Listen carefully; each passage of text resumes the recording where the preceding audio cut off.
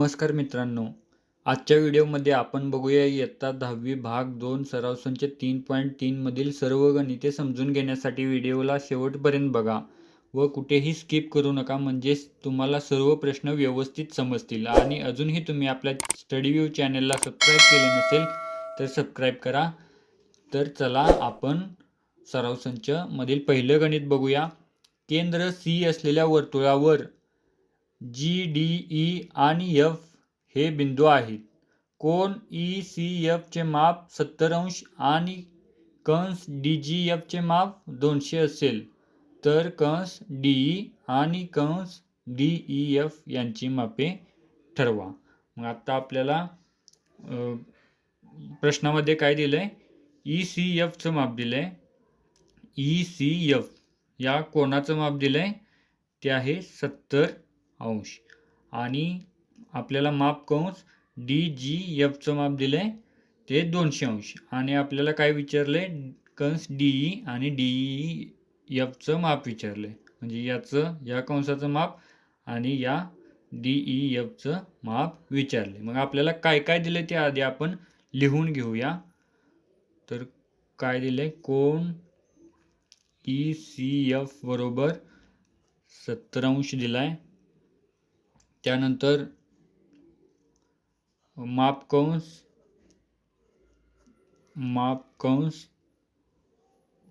DGF बरोबर 200 अंश दिलाय. त्यानंतर माप कंस आपल्याला DE काढायचा आहे. कंस DE बरोबर किती आणि माप कंस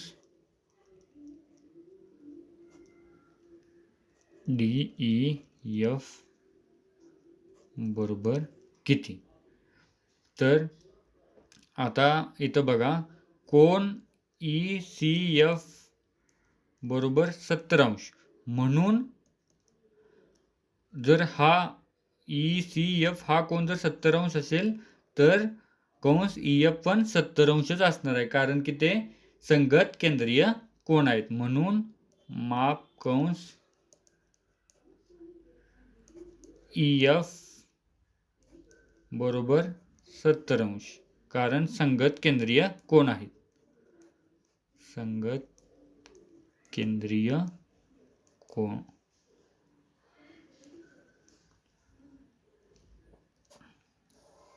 आता आपण EF आपल्याला भेटलाय. मग आता आपल्याला वर्तुळाच्या सर्व कोनांची मापे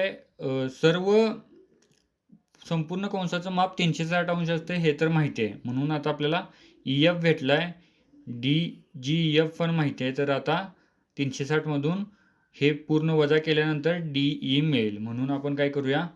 माप कंस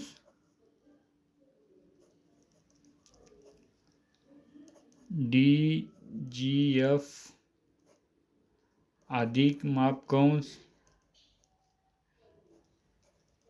EF अधिक माप कंस DE बरोबर 360 अंश. आता किमती घालूया याच्यामध्ये. 200 अंश अधिक 70 अंश अधिक माप कंस DE बरोबर 360 अंश. तर 200 अधिक 270 बरोबर 270 अंश अधिक माप कंस DE बरोबर 360 अंश. आता 270 इकडे गेल्यानंतर माप कंस DE बरोबर 360 अंश वजा 270 अंश. 360 मधून 270 जातील, उरतील 90.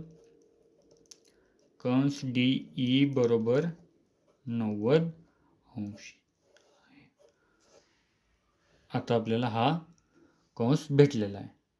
आता आपल्याला काय काढायचं आहे? DEF काढायचं आहे. DEF. आता हा आपल्याला 90 आहे हे माहिती आहे, हा 70 आहे हे माहिती आहे. म्हणून आपण काय करूया?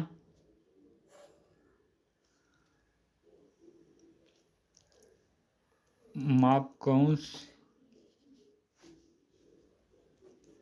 DEF बरोबर माप कंस DE अधिक माप कंस EF बरोबर DE 90 अंश आहे अधिक 70 अंश EF 70 आहे 90 आणि 70 160 अंश म्हणून माप कंस DEF इथं आपण व्यवस्थित लिहू माप कंस DEF बरोबर 160 अंश.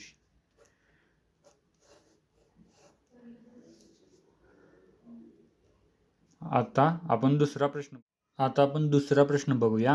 त्रिकोण QRS समभुज आहे तर दाखवा की. त्यातला पहिला प्रश्न आहे कंस RS एकरूप कंस QS एकरूप कंस QR आणि दुसरा प्रश्न आहे कंस QRS चे माप 240 अंश आहे हे दाखवा. त्यातला आपण पहिला प्रश्न काय आहे, हा कंस QR एकरूप कंस RS आणि हे तिन्ही कंस एकरूप आहेत हे दाखवायचं आहे. तर आता आपल्याला माहिती आहे की त्रिकोण QRS हा समभुज आहे. समभुज आहे. मग आता जर हा त्रिकोण समभुज असेल तर त्रिकोणाच्या तिन्ही बाजू ह्या एकरूप असणार आहेत. म्हणून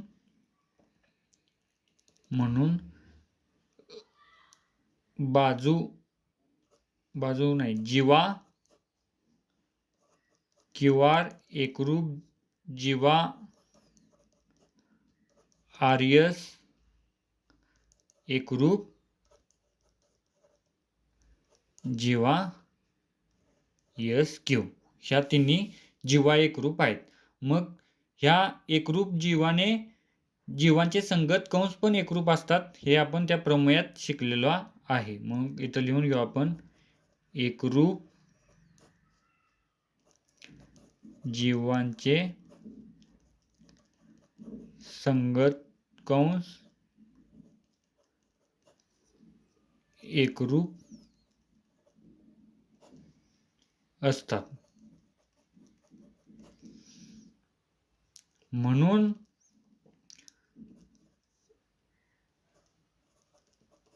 कंस RS एकरूप कंस QS एकरूप कंस QR. आता हे सिद्ध झालंय. आता आपण दुसरा प्रश्न बघूया. दुसरा प्रश्न काय आहे, कंस QRS चे माप 240 अंश आहे हे आपल्याला दाखवायचं आहे. तर आपण काय करू,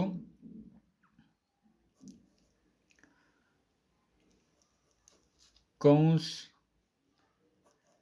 RS बरोबर कंस QS बरोबर कंस QR याला X मानू. मग आपण काय करू, पहिला X ची किंमत काढू, मग त्यानंतर आपण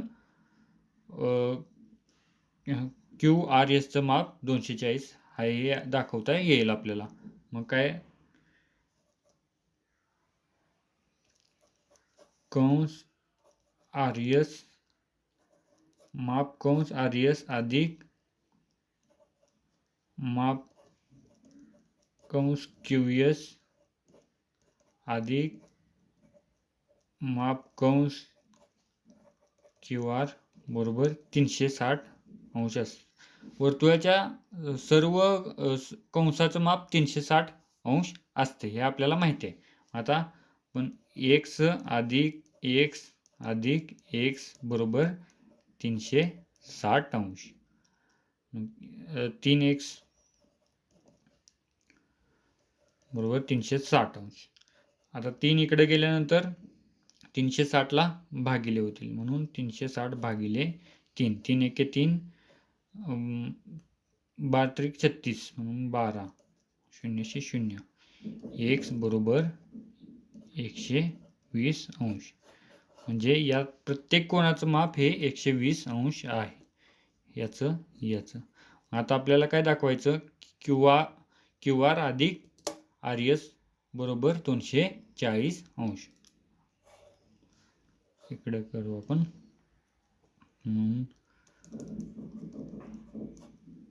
कंस क्यू आर एस बरोबर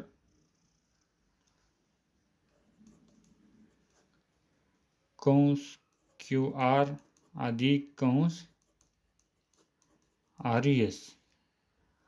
आता क्यू आर 120 अंश आहे अधिक आर एस सुद्धा 120 आहे, म्हणून माप कंस क्यू आर एस बरोबर 120 आणि 120 240 अंश. हे झालं आपल्या दुसऱ्या प्रश्नाचं उत्तर.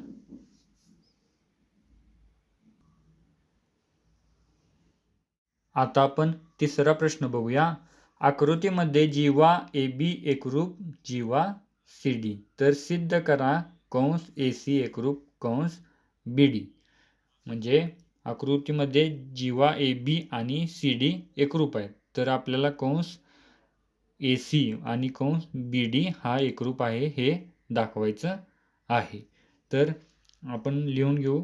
पहिला आकृतीमध्ये जीवा ए बी एकरूप जीवा सी डी, तर एकरूप जीवाचे संगत कंस सुद्धा एकरूप असतात हे आपल्याला माहिती आहे, म्हणून एकरूप जीवांचे संगत कंस एकरूप असतात.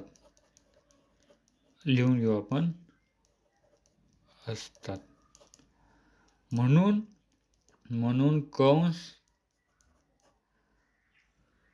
ए बी एकरूप कंस सी डी, म्हणून कंस ए बी एकरूप कंस सी डी. मग आता आपल्याला ए बी कंस हा कसा डिवाइड करता येईल. ए बी म्हणजेच ए सी अधिक सी बी, म्हणून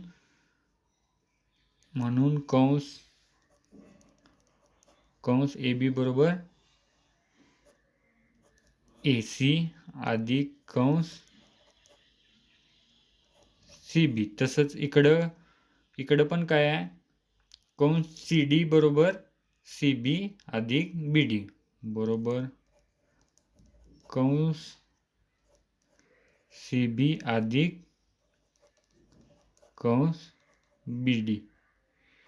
आता इथं बघा, या कंसात पण सी बी हा सामायिक आहे आणि इकडे पण आहे, म्हणजे इकडं ह्या दोन्ही ह्याच्यात सी बी हा कंस सामायिक आहे, म्हणून कंस सी बीला सी बी कंस गेला,